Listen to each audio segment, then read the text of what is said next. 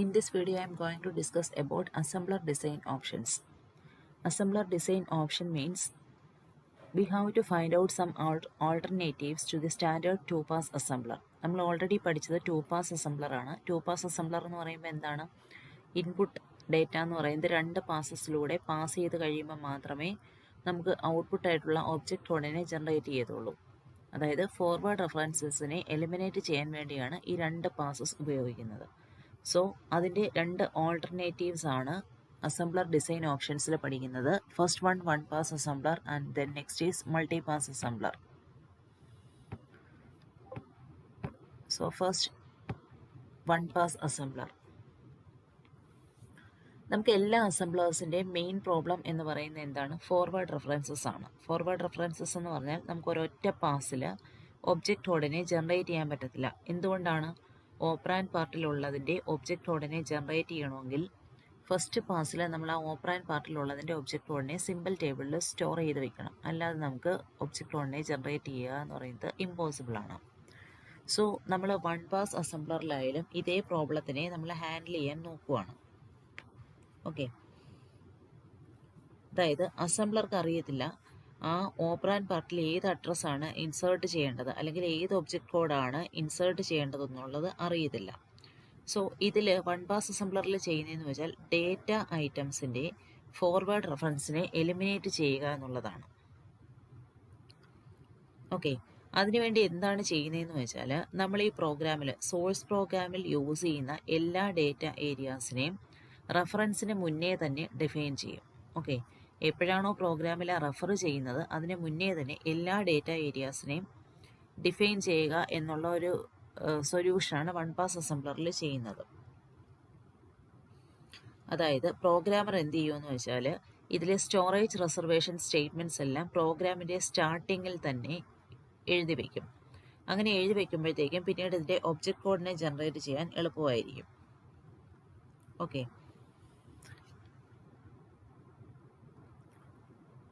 പിന്നുള്ളതെന്ന് പറഞ്ഞാൽ ഇതിൽ forward jump, അതായത് പ്രോഗ്രാമിൽ ഫോർവേഡ് ജമ്പ് എന്ന് പറയുന്ന ഒരു സംഭവം യൂസ് ചെയ്യുന്നുണ്ട്. ഫോർവേഡ് ജമ്പ് എന്ന് പറയുമ്പോഴത്തേക്ക് എന്താണ്?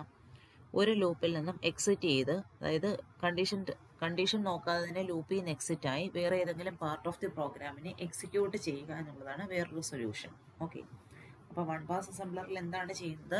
ഫോർവേഡ് റെഫറൻസിനെ എലിമിനേറ്റ് ചെയ്യാനുള്ള പോസിബിൾ സൊല്യൂഷൻസ് എന്തൊക്കെയാണെന്നുള്ളതാണ് ഡിസ്കസ് ചെയ്യുന്നത്. ഫസ്റ്റ് പറഞ്ഞു എന്താണ്? ഡേറ്റ ഏരിയാസിനെ എല്ലാം തന്നെ അതിനെ റെഫർ ചെയ്യുന്നതിന് മുന്നേ തന്നെ ഡിഫൈൻ ചെയ്യുക. ദെൻ നെക്സ്റ്റ് സൊല്യൂഷൻ എന്ന് പറഞ്ഞാൽ എന്താണ്? പ്രോഗ്രാമിൽ യൂസ് ചെയ്യുന്ന സ്റ്റോറേജ് റിസർവേഷൻ സ്റ്റേറ്റ്മെൻറ്റ്സിനെ എല്ലാം തന്നെ പ്രോഗ്രാം സ്റ്റാർട്ട് ചെയ്യുന്നതിന് മുന്നേ തന്നെ ഡിഫൈൻ ചെയ്യുക. ദെൻ നെക്സ്റ്റ് എന്ന് പറഞ്ഞാൽ എന്താണ്? ഫോർവേഡ് ജമ്പ് യൂസ് ചെയ്യുക. ഫോർവേഡ് ജമ്പ് എന്ന് പറയുമ്പോഴത്തേക്ക് എന്താണ്? ഒരു ലൂപ്പ് യൂസ് ചെയ്യുക.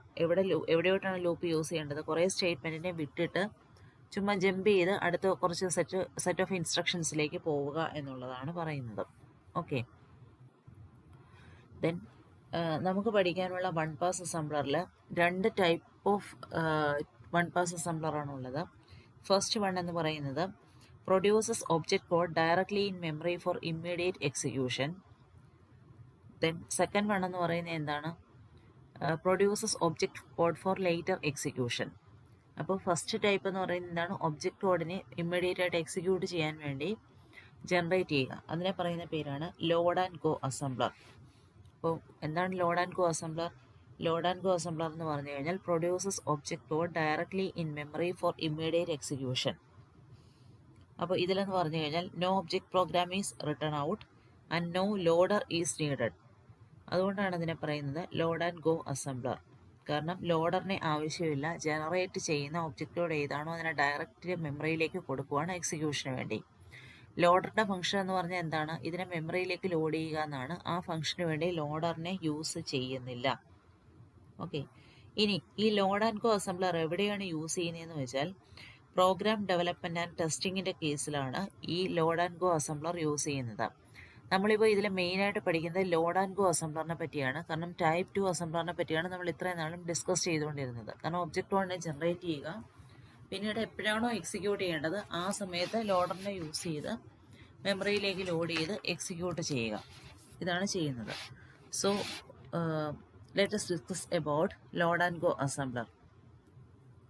അപ്പോൾ ലോഡ് ആൻഡ് ഗോ അസംബ്ലർ എന്ന് പറഞ്ഞാൽ എന്താണെന്നുള്ളത് ഓൾറെഡി പറഞ്ഞു. ഒബ്ജക്റ്റ് കോഡിനെ എക്സിക്യൂഷന് വേണ്ടി ഡയറക്റ്റ് ആയിട്ട് മെമ്മറിയിലേക്ക് തന്നെ അങ്ങ് ജനറേറ്റ് ചെയ്ത് കൊടുക്കുക. അപ്പോൾ ഇവിടെ എന്താണ്, ഒബ്ജക്റ്റ് പ്രോഗ്രാമിനെ സെപ്പറേറ്റ് ആയിട്ട് എഴുതുന്നില്ല. സോ ഇതിനെ മെമ്മറിയിലേക്ക് ലോഡ് ചെയ്യാൻ ലോഡറിൻ്റെ ആവശ്യം ഇല്ല. ഓക്കെ, ഇനി എന്താണ് ഇതിൻ്റെ ക്യാരക്ടറിസ്റ്റിക്സ് അല്ലെങ്കിൽ ഇതിൻ്റെ അഡ്വാൻറ്റേജ് എന്തൊക്കെയാണെന്നുള്ളതാണ് പറയുന്നത്.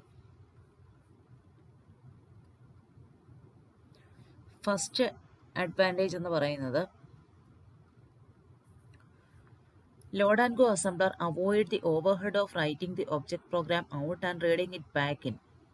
ആദ്യത്തെ അഡ്വാൻറ്റേജ് എന്ന് പറഞ്ഞാൽ എന്താണ്, ഒബ്ജക്റ്റ് പ്രോഗ്രാമിനെ ആദ്യം നമ്മൾ എഴുതി വച്ചിട്ട് പിന്നീട് അതിനെ കംപ്ലീറ്റ് ആയിട്ട് റീഡ് ചെയ്ത് അതിനെ മെമ്മറിയിലേക്ക് ലോഡ് ചെയ്യുന്ന ഓവർ ഹെഡിനെ എലിമിനേറ്റ് ചെയ്യുവാണ്. കാരണം ജനറേറ്റ് ചെയ്യുന്ന അതിനെ തന്നെ എന്താണ്, മെമ്മറിയിലേക്ക് നമ്മൾ കൊടുക്കുവാണ്.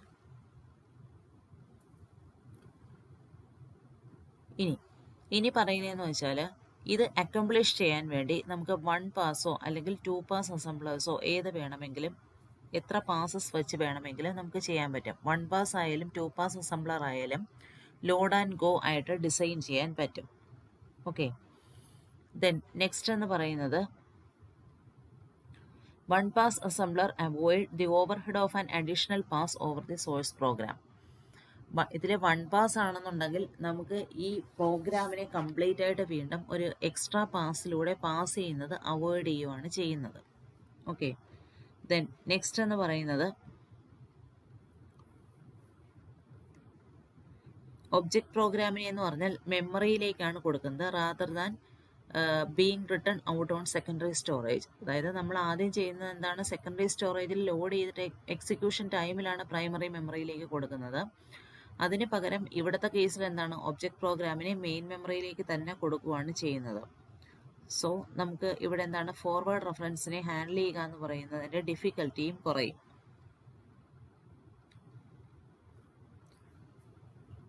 ഇത്രയാണ് ഇതിൻ്റെ അഡ്വാൻറ്റേജ് ആയിട്ട് പറയുന്നത്. അതായത് മെയിനായിട്ട് എന്താണ്, ഓവർ ഹെഡിനെ എലിമിനേറ്റ് ചെയ്യുന്നു എന്നുള്ളതാണ് ഇതിൻ്റെ അഡ്വാൻറ്റേജ്.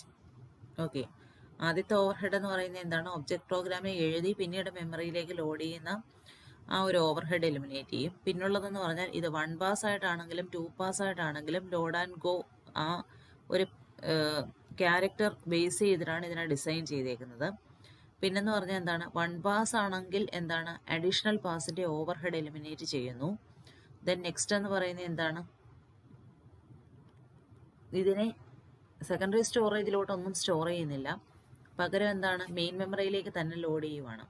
അങ്ങനെ മെയിൻ മെമ്മറിയിലേക്ക് ലോഡ് ചെയ്യുമ്പോൾ അഡ്വാൻറ്റേജ് എന്താണെന്ന് വെച്ചാൽ നമുക്കിതിനൊരു അബ്സല്യൂട്ട് പ്രോഗ്രാമായിട്ട് തന്നെ യൂസ് ചെയ്യാം. കാരണം ഇതിൻ്റെ ആക്ച്വൽ ഒബ്ജക്റ്റ് കോഡ് ജനറേറ്റ് ചെയ്യുന്നതിലൊന്നും ഡിഫറൻസ് വരുത്തില്ല.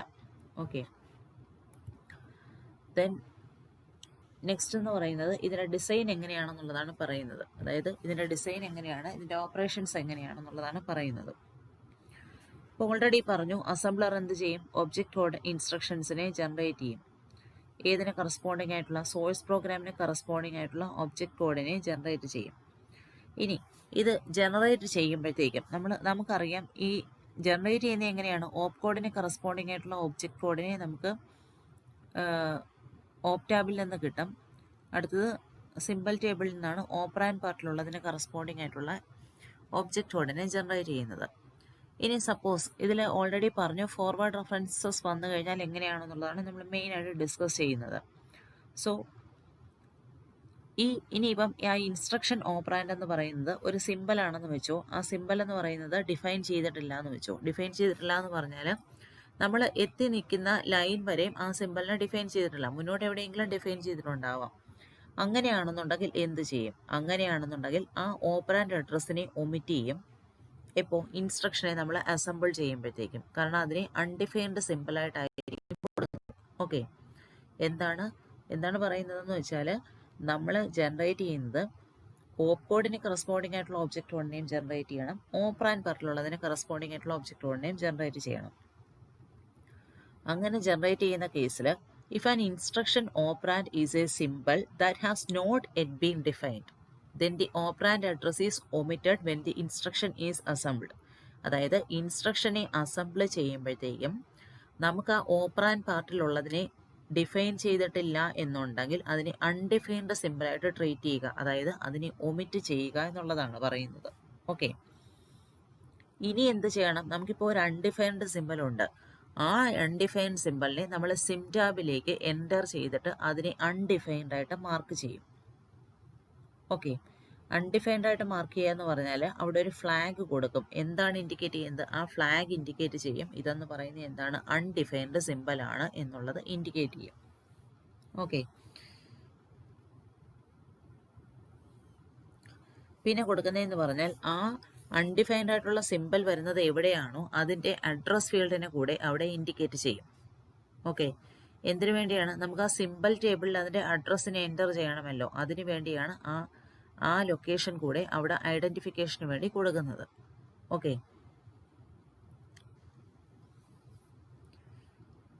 ഇതിത്രയാണ് എന്തിൽ പറയുന്നത് ഈ അസംബ്ലർ ഡിസൈൻ ചെയ്യുമ്പോൾ നമ്മൾ ചെയ്യുന്ന കാര്യം. എന്താണ് മെയിനായിട്ട് വരുന്നത്? എന്താണ്? ഫോർവേഡ് റെഫറൻസിനെ എങ്ങനെ ഹാൻഡിൽ ചെയ്യുന്നു എന്നുള്ളതാണ്. അപ്പോൾ അവിടെ വരുന്നത് എന്താണ്? ഓപ്പറാൻഡ് അഡ്രസ്സ് എന്ന് പറയുന്നത് ഡിഫൈൻ ചെയ്തിട്ടില്ല എന്നുണ്ടെങ്കിൽ ആ ഓപ്പറാൻഡ് അഡ്രസ്സിനെ ഒമിറ്റ് ചെയ്യും. എന്നിട്ട് എന്ത് ചെയ്യും? അതിനെ സിമ്പിൾ ടേബിളിൽ എൻ്റർ ചെയ്യും. എൻ്റർ ചെയ്തിട്ട് എന്ത് ചെയ്യും? അവിടെ ഒരു ഫ്ലാഗ് ബിറ്റ് കൊടുത്ത് അതിനെ അൺഡിഫൈൻഡ് ആയിട്ട് ഇൻഡിക്കേറ്റ് ചെയ്യും. പിന്നീട് എന്ത് ചെയ്യും? സിമ്പിൾ ടേബിൾ എൻട്രിയിൽ ആ ഓപ്പറാൻഡ് ഫീൽഡിൻ്റെ അഡ്രസ് ഫീൽഡിന് നമ്മൾ എന്ത് ചെയ്യും? അൺഡിഫൈൻഡ് സിമ്പിളായിട്ട് തന്നെ ആഡ് ചെയ്യും. പിന്നീട് ആ സിമ്പിൾ എപ്പോഴെങ്കിലും എൻകൗണ്ടർ ചെയ്യുമ്പോഴത്തേക്കും ആ സിമ്പിൾ ഉണ്ടോ എന്ന് സ്കാൻ ചെയ്യും. സ്കാൻ ചെയ്തിട്ട് എന്ത് ചെയ്യും? പ്രോപ്പറായിട്ടുള്ള ഇൻസ്ട്രക്ഷൻ ഫോർമാറ്റിൽ അതിനെ അസംബിൾ ചെയ്യും. ഇതാണ് ലോഡ് ആൻഡ് ഗോ അസംബ്ലറിൽ ചെയ്യുന്നത്. അപ്പോൾ ഇത് എങ്ങനെയാണ് ഇംപ്ലിമെൻറ്റ് ചെയ്യുന്നതെന്ന് നോക്കാം. നമുക്കിപ്പോൾ നമ്മുടെ സിമ്പിൾ ടേബിളിൽ നോക്കിയാൽ ഒരു സ്റ്റാർ എന്ന് പറയുന്നത് കാണും. ആ സ്റ്റാർ ഇൻഡിക്കേറ്റ് ചെയ്യുന്നത് അൺഡിഫൈൻഡ് സിമ്പിൾസിനെയാണ്. ഇനി സിമ്പിൾ ടേബിളിൽ ഈ ഓപ്പറാൻഡ് പാർട്ടിന് കറസ്പോണ്ടിങ് ആയിട്ടുള്ള ഒബ്ജക്റ്റ് വണ്ണിനെ സെർച്ച് ചെയ്യുമ്പോഴത്തേക്കും എന്താണ്? ലാസ്റ്റ് ലൊക്കേഷൻ വരെ എൻഡ് എന്ന് പറയുന്നത് അസംബ്ലർ ഡയറക്റ്റീവ് കാണും വരെയും നമ്മൾ സെർച്ച് ചെയ്യും. അപ്പോൾ അതിനുള്ള ഒരു എക്സാമ്പിളാണ് ഈ പറയുന്നത്. ഇതാണ് വൺ പാസ് അസംബ്ലറിൻ്റെ എക്സാമ്പിളാണ്. ഞാൻ ഓൾറെഡി പറഞ്ഞു, നമ്മുടെ സ്റ്റോറേജ് റിസർവേഷൻ സ്റ്റേറ്റ്മെൻറ്റ്സും ഡേറ്റ കോൺസ്റ്റൻസ് ഒക്കെ ഉണ്ടെങ്കിൽ അത് സ്റ്റാർട്ടിങ്ങിൽ പ്രോഗ്രാമിൻ്റെ സ്റ്റാർട്ടിങ്ങിൽ തന്നെ ഡിഫൈൻ ചെയ്യും. അതാണ് ആ ലൈൻ നമ്പർ ഇവിടെ 0 തുടങ്ങി 6 വരെ കൊടുത്തേക്കുന്നത്.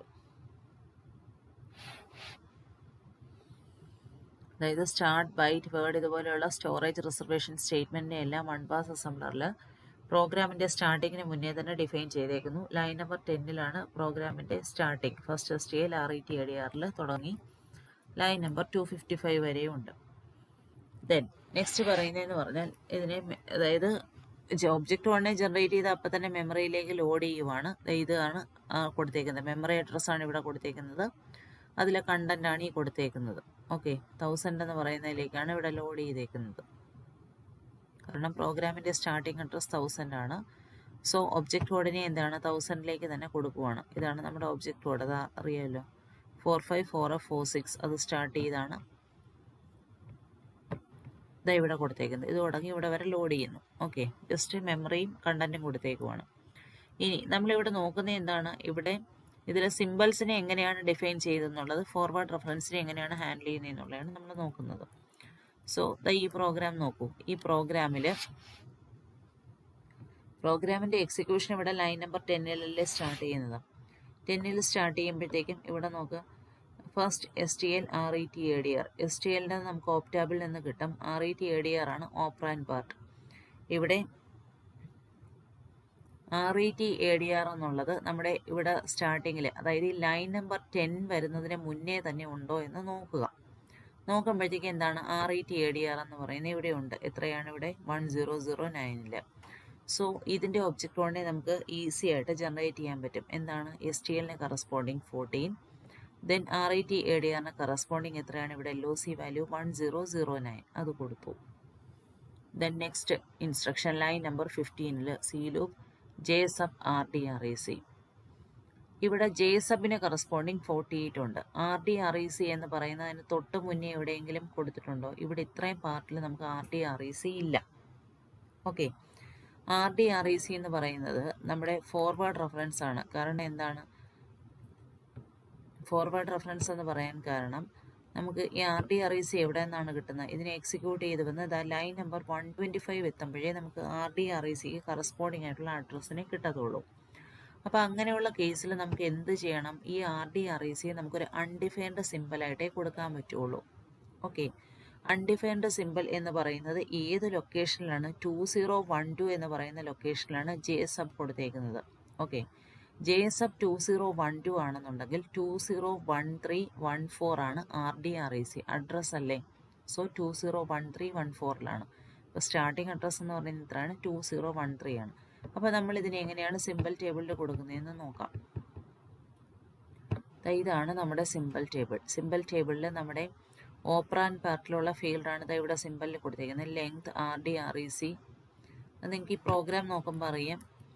ഇവിടെ പ്രോഗ്രാമിൽ നോക്ക്, ഇവിടെ RETADR, RDREC, length 0, എൻഫിൽ, WRREC, C loop, EOF ഇതെല്ലാം നമ്മുടെ സിമ്പിൾ ടേബിളിലുണ്ടാവും. ഇതെല്ലാം നമ്മുടെ സിമ്പിൾ ടേബിളിലുണ്ടാകും. അതിന് കറസ്പോണ്ടിങ് ആയിട്ടുള്ള അഡ്രസ്സുമാണ് കൊടുത്തേക്കുന്നത്. പക്ഷേ ഞാനിപ്പോൾ ആദ്യം പറയുന്നത് എന്താണ്, നമ്മുടെ RDRECയെ പറ്റിയാണ്. RDREC എന്ന് പറയുന്നതിനാണ് നമുക്ക് എന്താണ് ഒബ്ജക്റ്റ് കോഡ് ഇല്ലാത്തത്. സോ ഇതെന്ന് പറയുന്ന ഏത് ലൊക്കേഷനാണ്, 2013ലാണ് RDREC. അപ്പോൾ സിമ്പിൾ ടേബിളിൽ ഇത് എങ്ങനെ കൊടുക്കുമെന്ന് നോക്കൂ. RDREC അതിൻ്റെ ഓപ്പറാൻഡ് പാർട്ടിലേ നമുക്ക് ഇല്ലാത്തത്. സോ സ്റ്റാർ കൊടുത്തു. Star indicate undefined simple. എന്നിട്ട് പോയിന്ററിനെ എങ്ങോട്ട് കൊടുത്തു, RDRECയുടെ ലൊക്കേഷൻ ഏതാണോ അതിലേക്ക് പോയിന്റ് ചെയ്യിച്ചു. Okay, so RDREC is entered as an undefined symbol. Okay, indicated by star. ഇനി address of the operand field എന്ന് പറയുന്നത് എത്രയാണ്, 2013 ആണ്. ഓക്കെ, അപ്പോൾ ഇത്രയും കാര്യങ്ങൾ കൊടുത്തു. ഇനി നമ്മൾ അടുത്തത് നോക്കി, അടുത്ത ഇൻസ്ട്രക്ഷനെ ഞാൻ എക്സിക്യൂട്ട് ചെയ്യുവാണ്. LDA length. ലെങ്ത് എന്ന് പറയുന്നത് എവിടെ എത്രയാണ്, 100C. അപ്പോൾ LDAക്ക് കറസ്പോണ്ടിങ് 00, ലെങ്തിന് കറസ്പോണ്ടിങ് 100Z. ഇവിടെ കണ്ടോ, ലെങ്തും കൊടുത്തിട്ടുണ്ട്, അതിൻ്റെ വാല്യൂവും കൊടുത്തിട്ടുണ്ട്. അടുത്ത ഇൻസ്ട്രക്ഷൻ എന്ന് പറയുന്നത് ഏതാണ്, അടുത്തത് COMB 0 ആണ്. 0 എത്രയാണ്, 1006 ആണ്. അപ്പോൾ നമ്മുടെ സിമ്പിൾ ടേബിളിൽ നമുക്ക് നോക്കാം, 0 കൊടുത്തിട്ടുണ്ട്, 1006ഉം കൊടുത്തിട്ടുണ്ട്. അടുത്ത ഇൻസ്ട്രക്ഷൻ ഏതാണ്, അടുത്തത് JEQ എൻഫിൽ ആണ്. JEQ എന്ന് പറയുന്നത് എത്രയാണ്, 30 ആണ്. ഇനി എൻഫിൽ എത്രയാണ്, എൻഫിൽ എന്ന് പറയുന്നത് ഇവിടെ ഡിഫൈൻ ചെയ്തിട്ടുണ്ടോ, ഇല്ല. എവിടെയാണ് ഡിഫൈൻ ചെയ്തേക്കുന്നത്, 2024ലാണ് വന്നേക്കുന്നത്. അപ്പോൾ നമുക്ക് സിമ്പിൾ ടേബിളിലേക്ക് നോക്കാം.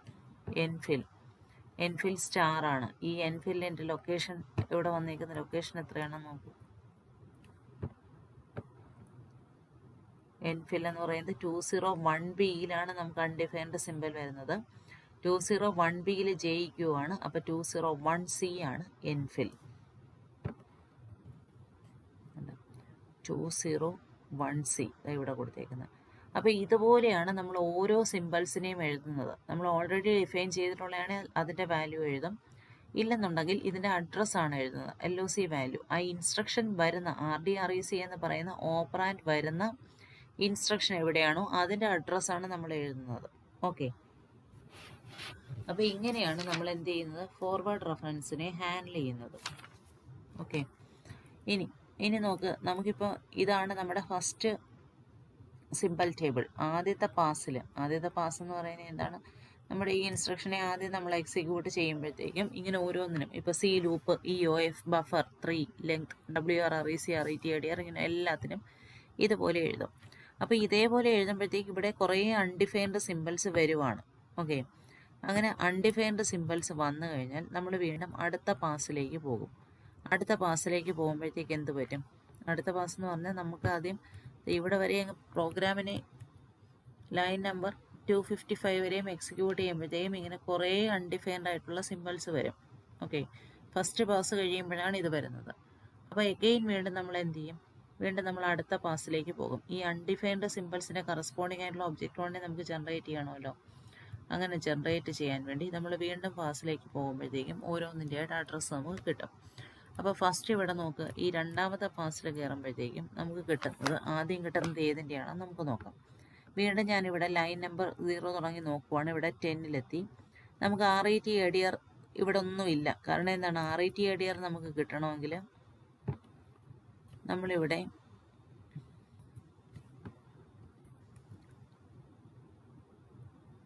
RETADR sorry RETDR already defined ആണ്. RDREC കിട്ടണമെങ്കിൽ നമ്മൾ ലൈൻ നമ്പർ 125 വരെ പോകണം. അപ്പം ലെങ്തും സീറോയും എല്ലാം ഓൾറെഡി ഡിഫൈൻഡ് ആണ്. ദെൻ എൻഫിൽ എന്ന് പറയുന്നത് നമുക്ക് 2024 അവിടെ, അതായത് ലൈൻ നമ്പർ 45 എക്സിക്യൂട്ട് ചെയ്യുമ്പോഴത്തേക്കും നമുക്ക് ഏതിൻ്റെത് കിട്ടും? എൻഫിലിൻ്റെത് കിട്ടും. എത്രയാണ്? 2024. അപ്പോൾ ഇവിടെ നോക്കുക, നമ്മുടെ സിമ്പിൾ ടേബിളിനെ എങ്ങനെയാണ് നമ്മൾ ചേഞ്ച് ചെയ്യുന്നതെന്ന്. ഇതാട്ടെ, ഇവിടെ എത്തുമ്പോഴത്തേക്കും ഏതാണ് ലൈൻ നമ്പർ 45 എത്തുമ്പോഴത്തേക്കും നമുക്ക് എൻഫില്ലിന് കറസ്പോണ്ടിങ് ആയിട്ടുള്ളത് കിട്ടും. അപ്പോൾ നമ്മൾ എന്ത് ചെയ്യും? ആ സിമ്പിൾ ടേബിളിനെ അപ്ഡേറ്റ് ചെയ്യും. നമ്മുടെ ഇപ്പോൾ ആദ്യത്തെ സിമ്പിൾ ടേബിൾ നോക്ക്, എൻഫിൽ എന്ന് പറയുന്നത് സ്റ്റാർ ആയിരുന്നു, അൺഡിഫൈൻഡ് സിമ്പിൾ ആയിരുന്നു. പക്ഷേ നമുക്ക് ലൈൻ നമ്പർ 45 എത്തിയപ്പോഴത്തേക്കും അവിടെ എൻഫില്ല് കിട്ടി, എൻഫില്ലിൻ്റെ കറസ്പോണ്ടിങ് അഡ്രസ്. അപ്പോൾ എന്ത് ചെയ്തു? സിമ്പിൾ ടേബിളിനെ അപ്ഡേറ്റ് ചെയ്തു. എത്ര കൊടുത്തു? എൻഫില്ലിന് 2024 ആണ്, അത് കൊടുത്ത് അപ്ഡേറ്റ് ചെയ്തു. ഓക്കെ, ഇനി അടുത്തത് എന്താണ് ചെയ്യുന്നത്? അടുത്തത് നോക്കാം, പ്രോഗ്രാം തന്നെ നോക്കൂ. പ്രോഗ്രാമിൽ എൻഫിൽ കഴിഞ്ഞു, ഇവിടെ 45-ൽ. ഇനി ഇവിടെ വേറെ ലേബൽസ് ഒന്നും കൊടുത്തിട്ടില്ല. അടുത്ത ഏത് ലേബലാണ് വന്നേക്കുന്നത്? അതാ ഇവിടെ നമുക്ക് ഇൻപുട്ട് വന്നിട്ടുണ്ട്, മാക്സ് ലെങ്ത് വന്നിട്ടുണ്ട്, RDREC വരുന്നുണ്ട്. അപ്പം ഇവിടെ ഏതാണ് അൺഡിഫൈൻഡ് ആയിട്ടുള്ളത് വേറെയും നോക്കാം. ഇവിടെ എൻഫില്ലും RDREC WRREC ഒക്കെ ആയിരുന്നു.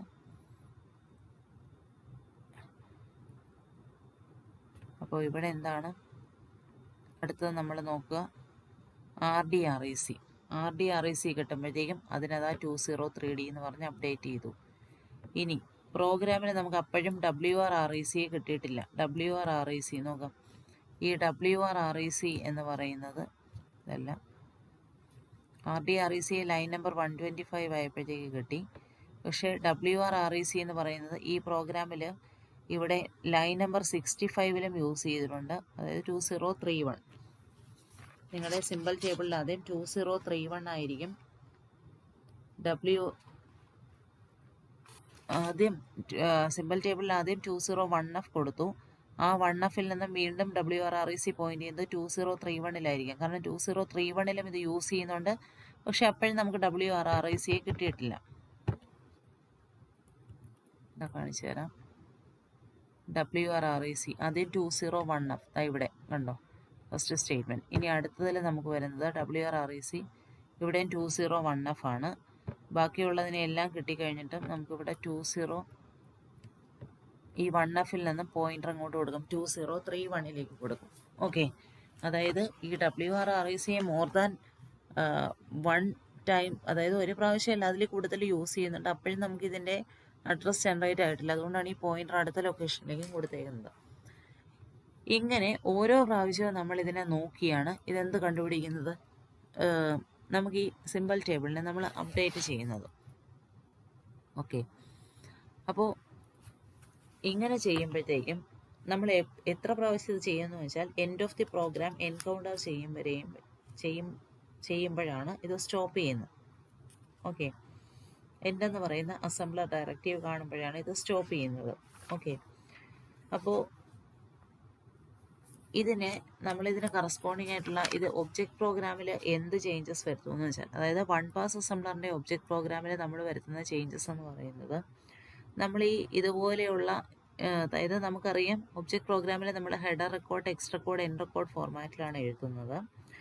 പക്ഷേ നമുക്ക് ഇതുപോലെയുള്ള ഈ ഫോർവേഡ് റെഫറൻസിനെ ഹാൻഡിൽ ചെയ്യുന്നത് സ്പെഷ്യലായിട്ട് ഇൻഡിക്കേറ്റ് ചെയ്യേണ്ടി വരും. ഇതാണ് നമ്മുടെ ഒബ്ജക്റ്റ് പ്രോഗ്രാമിലെ ഫോർമാറ്റ്. പക്ഷേ ഈ ഒബ്ജക്റ്റ് പ്രോഗ്രാമിൻ്റെ ഫോർമാറ്റിൽ ഇവിടെ ഇങ്ങനെ ഇടയ്ക്കിടയ്ക്ക് കുറേ 0 ഇൻഡിക്കേറ്റ് ചെയ്തേക്കുന്നുണ്ടോ? ഇതൊക്കെയെന്ന് പറഞ്ഞാൽ നമുക്ക് ഈ ഫോർവേഡ് റെഫറൻസ് വരുന്ന കേസിൽ ആദ്യം ഓപ്പറാൻഡ് പാർട്ടിന് ഒബ്ജക്റ്റ് കോഡ് ജനറേറ്റ് ചെയ്യുന്നില്ലല്ലോ, അവിടെയാണ് 0 ഇൻഡിക്കേറ്റ് ചെയ്യുന്നത്. ഇതിനെ എങ്ങനെ മാറ്റുന്നു എന്ന് വെച്ചാൽ ഇവിടെ നോക്ക്. ആദ്യം ഹെഡർ റെക്കോർഡ് എഴുതി, ടെക്സ്റ്റ് റെക്കോർഡ് എഴുതി. ടെക്സ്റ്റ് റെക്കോർഡിൽ നമുക്കറിയാം ആദ്യത്തെ ടെക്സ്റ്റ് റെക്കോർഡിൽ തന്നെ നമ്മൾ 60 കോളംസ് എഴുതേണ്ടതാണ്. ഇവിടെ പക്ഷേ ഒരു 18 കോളം കൊണ്ട് ഇവിടെ സ്റ്റോപ്പ് ചെയ്തേക്കുവാണ്. എന്തുകൊണ്ടാണ്? നമുക്കിവിടെ ഈ ഒബ്ജക്റ്റ് പ്രോഗ്രാമിലേക്ക് ഒന്ന് നോക്കുക. ഇവിടെ ഒബ്ജക്റ്റ് പ്രോഗ്രാം എഴുതുമ്പോഴത്തേക്ക് എന്താണ് 454F46 then ഈ 00003 ഇനി ഇത്രയും. ഇത് കഴിഞ്ഞിട്ട് അടുത്ത എന്താണ്?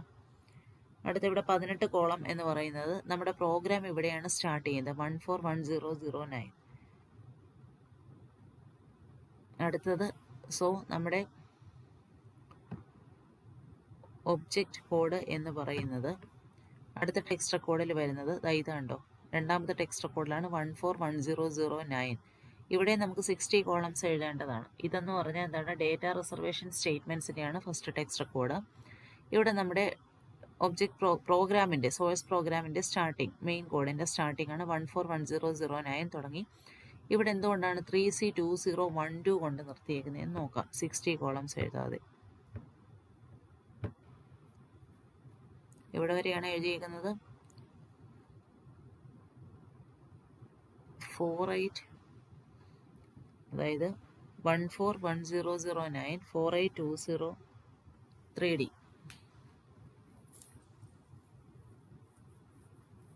48 ഇവിടെ 203D ആണ് JSON RDRECയുടേത്.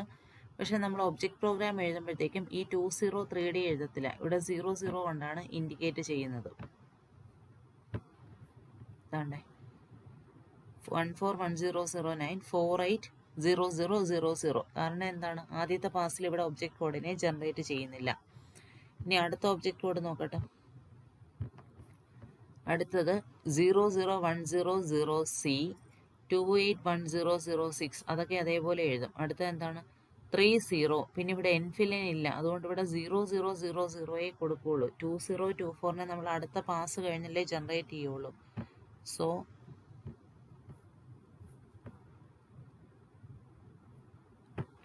ഇതാണ് ഇവിടെ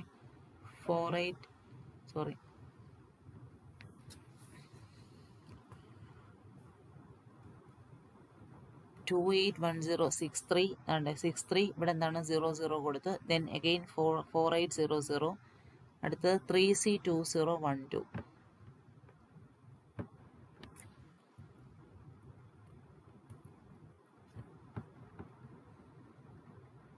3C2012 ഇവിടെ വരെയാണ് ഇപ്പോൾ കൊണ്ട് നിർത്തിയേക്കുന്നത്. നിങ്ങൾ ശ്രദ്ധിക്കുക, ടെക്സ്റ്റ് റെക്കോർഡ് എഴുതുമ്പോഴത്തേക്കും ആദ്യത്തെ ടെക്സ്റ്റ് റെക്കോർഡിൽ നമ്മുടെ ഇവിടെ വരെയുള്ള ഒബ്ജക്റ്റ് കോഡിനെയാണ് എഴുതിയേക്കുന്നത്. കാരണം എന്താണ്, ഡേറ്റ റിസർവേഷൻ സ്റ്റേറ്റ്മെൻറ്റ്സിൻ്റെ ഒബ്ജക്റ്റ് കോഡിനെ കംപ്ലീറ്റ് ചെയ്തു. ദെൻ നെക്സ്റ്റ് ആണ് നമ്മൾ അടുത്ത ടെക്സ്റ്റ് റെക്കോർഡിലാണ് നമ്മളിത് ഇവിടെ ലൈൻ നമ്പർ 10 തുടങ്ങിയുള്ളത് സ്റ്റാർട്ട് ചെയ്തേക്കുന്നത്. ലൈൻ നമ്പർ 10 തുടങ്ങി നമ്മൾ എഴുതുമ്പോഴത്തേക്കും നമുക്ക് ശരിക്കും 60 കോളംസ് എഴുതേണ്ടതാണ്. പക്ഷേ നിങ്ങൾ നോക്കിയാൽ മതി, ഇവിടെ വരെയാണ് എഴുതിയേക്കുന്നത്. ഇവിടെ വരെ എഴുതുമ്പോഴും നിങ്ങൾക്ക് ശ്രദ്ധിക്കേണ്ട കാര്യം, ഈ തന്നേക്കുന്നതെന്ന് പറഞ്ഞാൽ ഒബ്ജക്റ്റ് കോഡ് നമുക്ക് ഫൈനൽ ഒബ്ജക്റ്റ് കോഡാണ്. ശരിക്കും ഈ ലൈൻ നമ്പർ 10നെ എക്സിക്യൂട്ട് ചെയ്യുമ്പോൾ നമുക്ക് 141009 കിട്ടും. കാരണം RETADR ഓൾറെഡി ഡിഫൈൻഡ് ആണ്. പക്ഷേ JSON RDREC എക്സിക്യൂട്ട് ചെയ്യുമ്പോൾ നമുക്ക് 48203D അല്ല ആദ്യം കിട്ടുന്നത്. 48 ഇത് അൺഡിഫൈൻഡ് സിമ്പിൾ ആയതുകൊണ്ട് ഇവിടെ 203Dക്ക് പകരം 0000 ആണ്. ഓക്കെ. ദെൻ LDA ലെങ്ത് ഇവിടെ ഓൾറെഡി ഡിഫൈൻഡ് ആണ്. സോ ഇവിടെ ഉണ്ട്, അതുകൊണ്ടാണ് 00, ഇവിടെ 100C.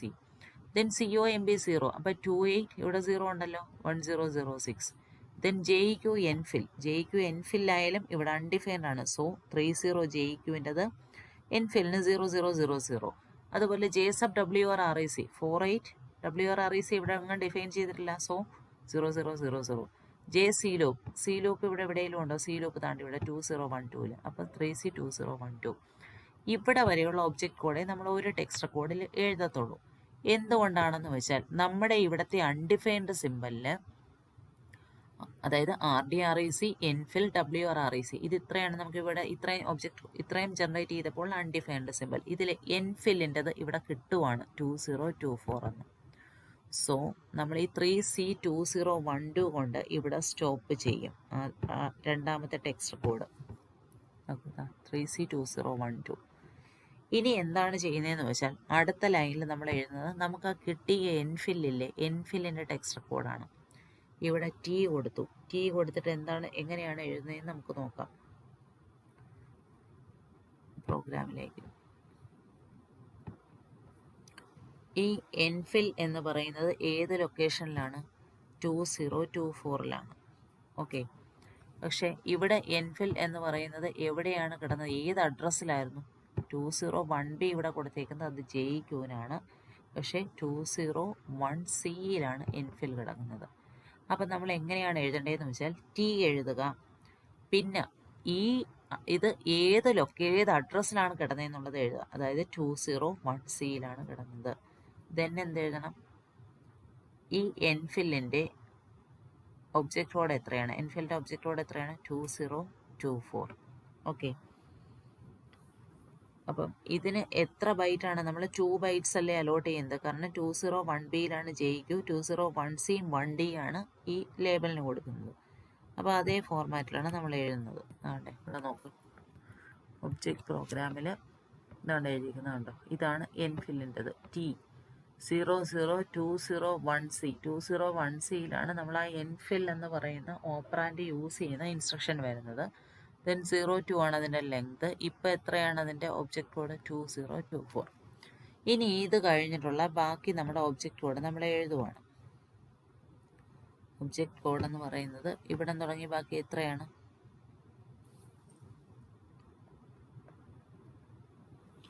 അതായത് അടുത്ത ഏതാണ്? ഇതാണ് EOF. ഇവിടെ തുടങ്ങി 00,000 തുടങ്ങി നമ്മൾ അടുത്ത എവിടെ വരെ എഴുതും?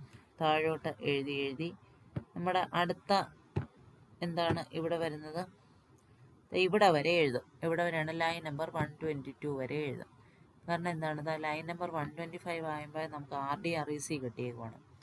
RDRECയുടെ എത്രയാണ്? 203D ആണ്. RDREC എവിടെയാണ് കിടന്നത് പ്രോഗ്രാമിൽ? 2013ലാണ്. അപ്പോൾ നമ്മൾ എന്ത് എഴുതും? ഒബ്ജക്റ്റ് പ്രോഗ്രാം നോക്കാം. ഒബ്ജക്റ്റ് പ്രോഗ്രാമിൽ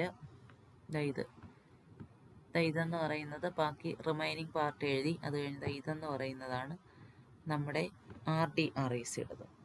ഇനി അതേപോലെ RDREC കഴിഞ്ഞിട്ട് അടുത്ത ടെക്സ്റ്റ് റെക്കോർഡ് എഴുതി. അത് കഴിഞ്ഞിട്ട് നമ്മൾ എഴുതുന്നത് എക്സിറ്റിൻ്റെയാണ്. നിങ്ങൾ പ്രോഗ്രാമിൽ നോക്കിയാൽ മതി. ഇതെന്ന് പറയുന്നത് എക്സിറ്റാണ്. എക്സിറ്റിൻ്റെ കിട്ടിക്കഴിഞ്ഞിട്ട് നമ്മൾ ബാക്കിയുള്ള ടെക്സ്റ്റ് റെക്കോർഡ് എഴുതി കഴിഞ്ഞിട്ട് ഇത് രണ്ടോ എന്ന് പറയുന്നത് WRRECയുടെയാണ്. അത് എന്താണെന്ന് വെച്ചാൽ WRRECയെ നമ്മൾ ഓൾറെഡി 2 പ്രാവശ്യം പാസ് നടത്തിയിട്ടാണ് കിട്ടിയത്. അതുകൊണ്ടാണ് ഇവിടെ ഇങ്ങനെ കൊടുത്തേക്കുന്നത്. Then remaining text record, then end record. Okay. അപ്പോൾ ഇങ്ങനെയാണ് ഇതിൻ്റെ ഒബ്ജക്റ്റ് കോഡിനെ, അതായത് ഇതിൻ്റെ ഒബ്ജക്റ്റ് കോഡിനെ, വൺ പാസ് അസംബ്ലറിൻ്റെ ഒബ്ജക്റ്റ് കോഡിനെ നമ്മൾ ജനറേറ്റ് ചെയ്യുന്നത്. Okay. Then next we move to the topic multipass assemblers. Multipass assembler എന്ന് പറയുമ്പോഴത്തേക്കും മൾട്ടിപാസ് അസംബ്ലറിൽ നമുക്ക് ഫോർവേഡ് റെഫറൻസിനെ ഹാൻഡിൽ ചെയ്യാനായിട്ട് കുറേ പാസസ് വേണം. ഓക്കെ. ആദ്യം എന്ന് വെച്ചാൽ ആദ്യത്തെ പാസ് 1ൽ സിമ്പിൾ ഡെഫിനിഷൻസ് കൊടുക്കും. രണ്ടാമത്തെ പാസിലാണ് നമ്മുടെ സ്റ്റോറേജ് ഡെഫിനിഷൻ വരുന്നത്. ഓക്കെ. അപ്പോൾ ഇതെന്ന് പറഞ്ഞാൽ ഒരു എക്സാമ്പിൾ വെച്ചാണ് ഇതിപ്പോൾ പറയാൻ പോകുന്നത്. എക്സാമ്പിൾ വെച്ചെന്ന് പറഞ്ഞാൽ ഈ മെയിൻ എക്സാമ്പിളിലേക്ക് പോകുന്നതിന് മുന്നേ ഒരു സിമ്പിളായിട്ടുള്ള ഒരു എക്സാമ്പിൾ പറയാം. ഇപ്പോൾ ഇതിന് ഒരു എക്സാമ്പിൾ ഞാൻ പറയുവാണ്. ആൽഫ EQ എന്ന് പറഞ്ഞാൽ നമുക്കറിയാം ഇക്വേറ്റ് എന്ന് പറയുന്ന അസംബ്ലർ ഡയറക്റ്റീവാണ്. ബീറ്റ എന്ന് പറഞ്ഞ് ഞാൻ കൊടുക്കുന്നു. Then next beta EQU delta എന്ന് പറഞ്ഞ് കൊടുക്കുന്നു. നെക്സ്റ്റ് ഞാൻ ഡെൽറ്റ റിസർവേർഡ് 1 എന്ന് പറഞ്ഞ് കൊടുക്കുന്നു. അപ്പം നമുക്കിവിടെ ആൽഫയെ സോൾവ് ചെയ്യണമെന്നുണ്ടെങ്കിൽ ആൽഫ EQU ബീറ്റ എന്ന് പറഞ്ഞാണ് കൊടുത്തേക്കുന്നത്. പക്ഷേ ബീറ്റ ഡിഫൈൻ ചെയ്തിട്ടില്ല. ബീറ്റ എന്താണെന്ന് അറിഞ്ഞുകൂടാ. സോ അപ്പോഴും നമുക്ക് ആൽഫയെ ആദ്യത്തെ പാസിൽ സോൾവ് ചെയ്യാൻ പറ്റുന്നില്ല. സോ നെക്സ്റ്റ് സ്റ്റെപ്പിൽ ബീറ്റ EQ ഡെൽറ്റ എന്ന് പറഞ്ഞ് കൊടുത്തിട്ടുണ്ട്. ഡെൽറ്റയും അൺഡിഫൈൻഡ് ആണ്, ഡെൽറ്റയും ഡിഫൈൻ ചെയ്തിട്ടില്ല. സോ രണ്ടാമത്തെ പാസസിലും നമുക്ക് എന്താണ്? ആൽഫയെ കിട്ടുന്നില്ല. അടുത്തതിൽ ഡെൽറ്റ റിസർവേർഡ് 1 എന്ന് പറഞ്ഞു കൊടുത്തിട്ടുണ്ട്. അപ്പോൾ ഇവിടെയാണ് നമുക്ക് എന്ത് കിട്ടുന്നത്? ഡെൽറ്റ എന്താണെന്നുള്ളത് കിട്ടുന്നത്. ഡെൽറ്റ എന്താണെന്ന് കിട്ടിക്കഴിഞ്ഞാൽ അടുത്ത പാസിലെ നമുക്ക് ബീറ്റയെ കണ്ടുപിടിക്കാൻ പറ്റും. അത് കഴിഞ്ഞിട്ട് അടുത്ത പാസിലെ ആൽഫയെ കണ്ടുപിടിക്കാൻ പറ്റുള്ളൂ. ചുരുക്കി പറഞ്ഞ അസംബ്ലർ എന്താണ് ചെയ്യേണ്ടത്? 2 സീക്വൻഷ്യൽ പാസസ് എങ്കിലും ചെയ്യേണ്ടി വരും ഇങ്ങനെയുള്ള കേസിൽ സോൾവ് ചെയ്യാൻ വേണ്ടി. ഓക്കെ. അപ്പോൾ അതിന് കുറച്ചുകൂടെ ക്ലിയർ ആയിട്ടുള്ള ഒരു എക്സാമ്പിളാണ് ഈ കൊടുത്തേക്കുന്നത്. ഓക്കെ. മൾട്ടിപാസ് അസംബ്ലർ എന്ന് പറഞ്ഞാൽ എന്താണ് കോൺസെപ്റ്റ് എന്നറിയാം. നമുക്ക് എല്ലാത്തിലും ഈ ഫോർവേഡ് ജമ്പിനെയാണ് ഹാൻഡിൽ ചെയ്യേണ്ടത്. അപ്പോൾ മൾട്ടിപാസ് അസംബ്ലർ എന്ന് പറഞ്ഞാൽ എന്താണ്?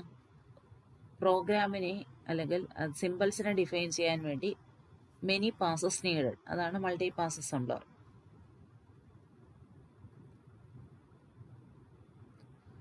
സോ ഈ മൾട്ടി പാസ് അസംബ്ലറിൻ്റെ കേസിൽ ശരിക്കും പറഞ്ഞാൽ ഒരു അസംബ്ലർ എന്ന് പറഞ്ഞാൽ ഒരുപാട് പാസസ് കൊണ്ട് ഒരു ഒബ്ജക്റ്റ് കോഡിനെ ജനറേറ്റ് ചെയ്യുന്നത് ഇറ്റ്സ് നോട്ട് നെസസറി. അതിന് പകരം എന്താണ് ചെയ്യേണ്ടത്? Program that involve forward references in symbol definition are saved during pass 1.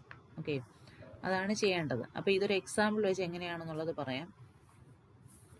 നമുക്ക് എന്തുവാണ്, ഏത് സിമ്പിൾസ് ഉണ്ടെങ്കിൽ അതിനെ സിമ്പിൾ ടേബിളിൽ കൊണ്ടിടുക എന്ന് പറയുന്ന ഒരു ഓപ്ഷനേ ഉള്ളൂ.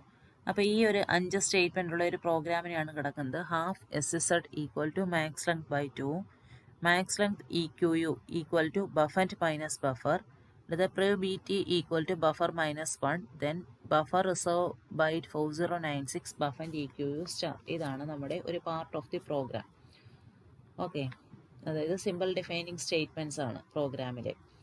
ഇതിനെ എങ്ങനെയാണ് നമുക്ക് സോൾവ് ചെയ്യാൻ പറ്റുന്നതെന്നാണ് നോക്കേണ്ടത്. അതായത് ഹാഫ് FZനെ സോൾവ് ചെയ്യണമെങ്കിൽ നമുക്ക് മാക്സ് ലെങ്തിനെ കിട്ടണം. മാക്സ് ലെങ്തിനെ ഇനി കണ്ടുപിടിക്കണമെങ്കിൽ ബഫറിൻ്റെ ബഫറും എന്താണെന്ന് അറിയണം.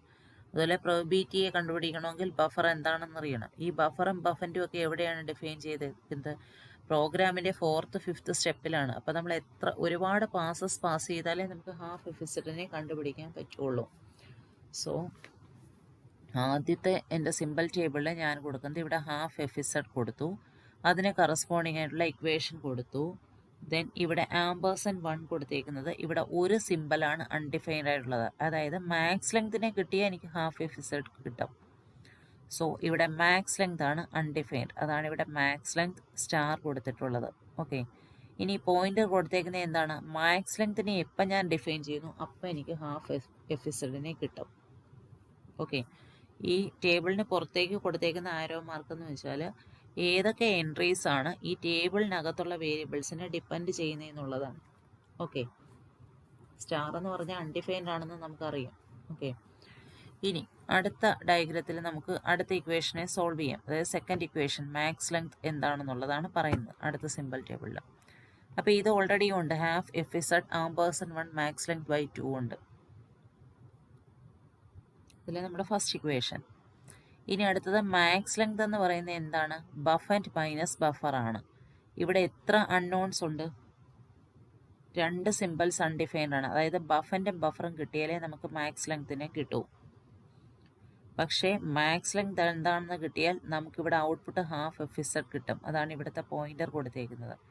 ഇനി നമ്മൾ എന്ത് ചെയ്യണം? ഇവിടെ ബഫൻഡും ബഫറും അൺഡിഫൈൻഡ് ആണ്. So buffer star bufend star. ഈ ബഫറും ബഫൻഡും നമുക്ക് കിട്ടിക്കഴിഞ്ഞാൽ എന്ത് കിട്ടും? മാക്സ് ലെങ്തിന് ഔട്ട്പുട്ടായിട്ട് കിട്ടും. അതാണ് ഇവിടെ കൊടുത്തേക്കുന്നത്. ഇനി നമ്മൾ അടുത്ത ടേബിളിലേക്ക് പോവുകയാണ്. അടുത്ത ടേബിളിൽ നമ്മൾ എന്താണ്? പ്രോബിറ്റിയെ കൊടുക്കുന്നു &1 ഒരു ബഫർ. ഈ ബഫർ എന്ന് പറയുന്നത് മാത്രമാണ് അൺഡിഫൈൻഡ്. ഓക്കെ, -1. ഈ ഹാഫ് FZ മാക്സ് ലെങ്ത് നമുക്ക് ഓൾറെഡി ഉള്ളതാണ്. ബഫറും ബഫൻഡും ഓൾറെഡി സിമ്പിൾ ടേബിളിൽ ഉള്ളതാണ്. ഓക്കെ, ഇനി ഒരു കാര്യം, നമുക്ക് ആദ്യം ബഫർ കിട്ടിക്കഴിഞ്ഞാൽ മാക്സ് ലെങ്ത് കിട്ടുമായിരുന്നു. ബഫറും ബഫൻഡും കിട്ടിയാൽ മാക്സ് ലെങ്ത് മാത്രമായിരുന്നു കിട്ടുന്നത്. പക്ഷേ ഇപ്പോൾ എന്താണ്? ബഫർ കിട്ടിക്കഴിഞ്ഞാൽ നമുക്ക് പ്രോബിറ്റിയും കൂടെ കിട്ടും. കാരണം എന്താണ്? ബഫർ -1 ആണ്. ഇനി വീണ്ടും നമ്മൾ സിമ്പിൾ ടേബിളിനെ അപ്ഡേറ്റ് ചെയ്തു. അപ്ഡേറ്റ് ചെയ്യുമ്പോഴത്തേക്ക് എന്താണ്? ബഫർ എന്താണെന്നുള്ളത് നമുക്ക് കിട്ടി. സോ ഇത് ഇവിടെ നോക്കി, ഇവിടെ ബഫർ സ്റ്റാർ കൊടുത്തത് അൺഡിഫൈൻഡ് ആയിരുന്നു. ഇവിടെ ഇപ്പം ബഫറിന് നമുക്കൊരു വാല്യൂ, അതായത് 4096 ബൈറ്റ്സിന് റിസർവ് ചെയ്ത് വെച്ചേക്കുവാണ്. സോ ലൊക്കേഷൻ കൗണ്ടറിൻ്റെ വാല്യൂ ആണ് എനിക്കിവിടെ കൊടുക്കേണ്ടത്. ഞാൻ അസ്യൂം ചെയ്യുന്നു ലൊക്കേഷൻ കൗണ്ടർ ഈ ബഫർ റിസർവ് ബൈറ്റ് 4096 എന്ന് പറയുന്നത് എക്സിക്യൂട്ട് ചെയ്യുമ്പം ലൊക്കേഷൻ കൗണ്ടറിൻ്റെ വാല്യൂ 1034 ആണെന്ന് ഞാൻ അസ്യൂം ചെയ്ത് കൊടുത്തു. ബാക്കിയെല്ലാം റിമൈൻ സെയിം ആണ്. ദെൻ ഞാൻ നെക്സ്റ്റ് സ്റ്റെപ്പിലേക്ക് പോവുകയാണ്. നെക്സ്റ്റ് സ്റ്റെപ്പിലേക്ക് പോകുമ്പം bufend equate to star. Star എന്ന് പറഞ്ഞാൽ എന്താണ്? ഇവിടെ കറണ്ട് വാല്യൂ ഓഫ് ലൊക്കേഷൻ കൗണ്ടറാണ്. സോ അഗെയിൻ അസ്യൂം ബഫൻഡിൻ്റെ വാല്യൂ 2034. അപ്പോൾ നമുക്ക് ഈ ബഫൻഡും ബഫറും കിട്ടിക്കഴിഞ്ഞാൽ ബഫർ 1034 എന്ന് അസ്യൂം ചെയ്തു, ബഫൻഡും 2034 എന്ന് അസ്യൂം ചെയ്തു. ബാക്കിയെല്ലാം കാൽക്കുലേറ്റ് ചെയ്യാൻ പറ്റുമല്ലോ. So first probt equal to buffer -1. So 1034 -1 1033. അത് കഴിഞ്ഞിട്ട് എന്താണ്? Max length equal to bufend minus buffer. അപ്പോൾ എത്രയാണ് മാക്സ് ലെങ്ത്? 2034 - 1034. സോ ഇവിടെ 1000 കിട്ടും. Then half FZ equal to max length by 2. Max length എത്രയാണ്? 1000 ആണ്. 1000 / 2 എന്താണ്? 800. ഓക്കെ, അവിടെ മാറ്റി എഴുതിയപ്പോൾ 500 ആണ് വരുന്നത്. ഓക്കെ, അപ്പോൾ ഇങ്ങനെയാണ് ഇതിനെ സോൾവ് ചെയ്യുന്നത്. ഇപ്പോൾ ഈ പ്രോഗ്രാമിൽ എന്താണ്, ഒരുപാട് അൺനോൺസ് ഉണ്ട്. ആ അൺനോൺസിനെ എങ്ങനെയാണ് സോൾവ് ചെയ്യുന്നതെന്നുള്ളതാണ് മൾട്ടിപാസ് അസംബ്ലറിൽ പറഞ്ഞത്. ഓക്കെ, ഇത്രയാണ് അസംബ്ലർ ഡിസൈൻ ഓപ്ഷൻസ്.